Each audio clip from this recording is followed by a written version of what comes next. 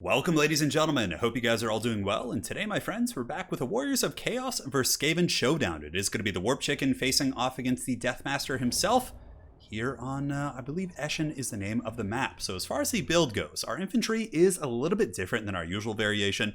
Most of the time against Skaven, I just bring Marauders, as well as a couple Forsaken just to wrap around the flanks and really hammer the Skaven flanks, or front line if you deem it necessary. But I have done a little bit of an adjustment via the Chaos Marauder Great Weapon. So basically, some Skaven players with the nerf to Skaven slaves, making them cost more. You either see more clan rats, or actually some people do bring storm vermin to try and hold their front line now. I've seen it quite a bit from some very high level Skaven players. So in this case, I did mix in some Chaos Marauder Great Weapons, and it also gives you a little bit more punch against Council Guard. So for example, if you can get the Chaos Marauder Great Weapons on top of Council Guard, they'll actually do some substantial damage for their price point. And you can see here we do have two of them only. So it's not that big of an investment. Yeah, you lose a little melee defense and shields, but honestly, the difference, a little bit of a cost increase, but I feel like it's worth it against the Council Guard and the prevalence of Storm Vermin. But anyways, Marauders in the front, couple great weapons, Forsaken here in the backfield, 1-in-1. We didn't go for the ROR, granted it is very good. Has that nice aura, but against Skaven, I really don't like to bring anything terribly expensive in the infantry department because, again, it gives them a very easy target for their mortars. As soon as I see a really good infantry, whether it be Mirror Guard or the Demon Spew, their mortars are just going to take it apart, and I'd rather they just kill a Forsaken, which costs like 300 or 400 less than the ROR variant. You do have two chariots as well. Chariots here are quite good against Skaven. You don't really need the AP chariot. It's just the disruption piece. It can deal with the wolf rats. It can get into the back line. It's just a big high HP piece that your unit, your opponent, excuse me, not your unit. He is not my unit that he has to deal with here. So we got two of those. This one is getting blasted by the Warp Lightning Cannon, but we'll immediately be kind of beelighting back here into the trees to take some cover. Up here on the high ground, we do have our big overload force. So two Exalted Heroes. We do also have the Marauder Horsemen, as well as two Chaos Feral Mancores. So the idea is you get all these around the flanks with some infantry, the Forsaken more specifically because they're very fast. You get the opponent to kind of fight you in a big blob fight, and you basically just line them up and get a big final transmutation with Sarthoriel the Ever Chicken. So for the armies of the Great Hadries, he does have a front line here of Clan Rats, so it looks like Clan Rat Spears. It's going to be the Assassin and Deathmaster squad on top of a Plague Priest here on the Furnace. So the Plague Priest does have the Plague Mug summon, as well as the basic Clan Rat summon. So he's just going to be dropping those summons in the classic Skaven tactics to halt my advance. So he'll drop them in front of my Marauders, or if I had better infantry, he would do that, and then just pound them with the mortars. And in this case, you can see I am taking a ton of mortar damage. Also, my Warp Lightning Cannon friend here is blasting into my Chaos Chariot, which is not cool.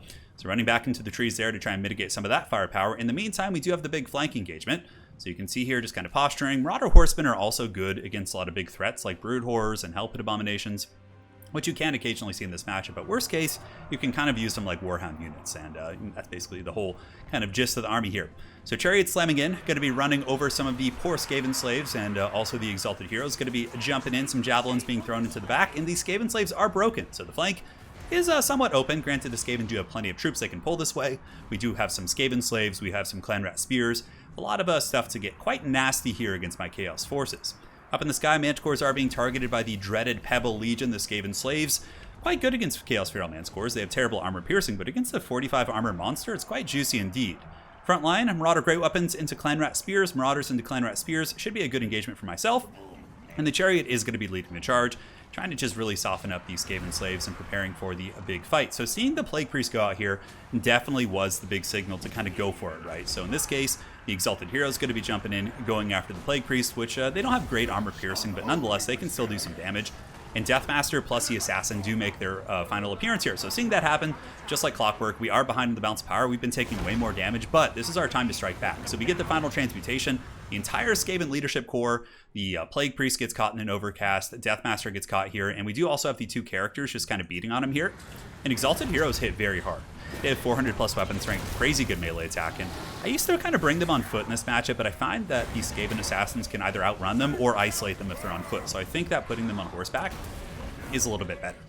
So back here, the Chaos Goon Squad able to really do a number on the Skaven leadership. The Assassin is shattered. Deathmaster is pretty much shattered as well. Wolf Rats are pushing in, but the bounce power is still even due to the amount of damage I have taken across the battlefield.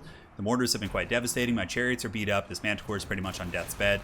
And yeah, the mortars and Warp Lightning Cannons are still online, but the Forsaken of Chaos have pushed through, and they're on top of the mortar teams. And Forsaken, if they are anything, they are certainly a lawnmower unit.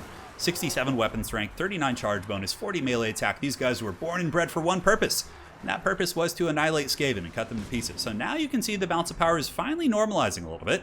Council Guard, I'm not sure where they went. It looks like there's some clan rats here. Yeah, Council Guard are in the front. So we're going to be doing our best to get some great weapons on them. And now the Chaos Goon Squad going to be jumping over, going after the Plague Priest and trying to butter its bread. It's at 19 leadership, negative 26.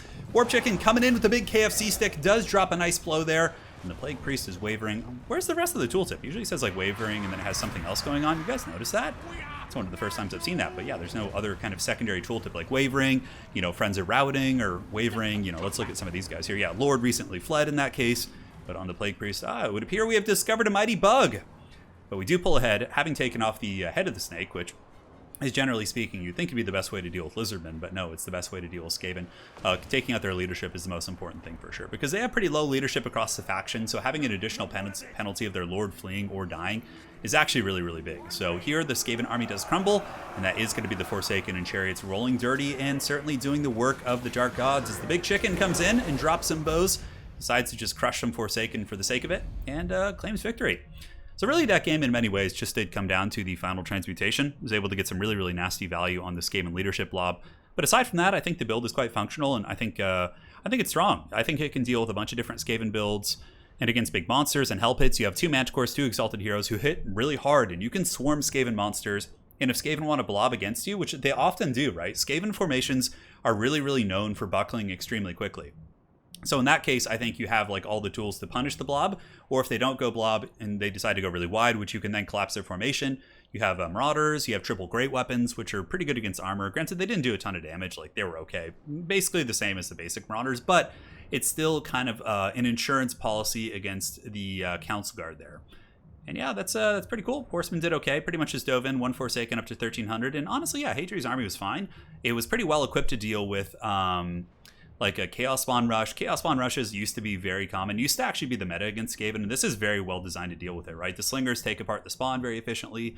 The Wolf Rats can deal with the, chewing up very low model count spawn after they get softened up. You had the Clan Rats for the anti-large. It seemed like the build was very designed to deal with a Spawn Rush, and may have struggled against the Chariots and like the prevalence of just how many raw, powerful single entities there were in this build. So again, well played to Hadri's. Hopefully you guys enjoyed this one. We'll be back with more replays soon. Hadri's and I actually played a series of 4 games, and they were all really, really good. So those will be coming up here on the channel in just a hot moment. Stay tuned. Thanks again, guys, and take care.